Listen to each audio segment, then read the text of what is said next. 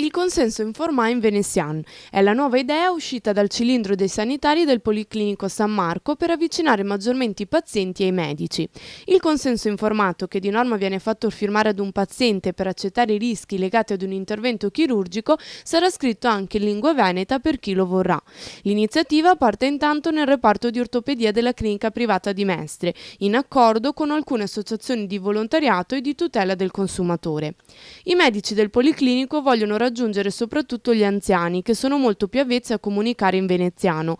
Punta di diamante del team mestrino è stata la dottoressa Espedita Grandesso, che si è occupata della traduzione in veneziano del consenso. Gli obiettivi dei medici sono due: quello di avvicinare umanamente parlando medico e paziente all'interno della struttura e poi salvaguardare il patrimonio culturale rappresentato dalla lingua dialettale. Finora è stata avviata una sperimentazione su 300 pazienti e i risultati saranno resi noti domani in una conferenza stampa. Sarà interessante capire se la fase di sperimentazione ha davvero colmato il gap comunicativo che spesso si instaura quando si leggono termini scientifici che non sono molto usati nel linguaggio comune.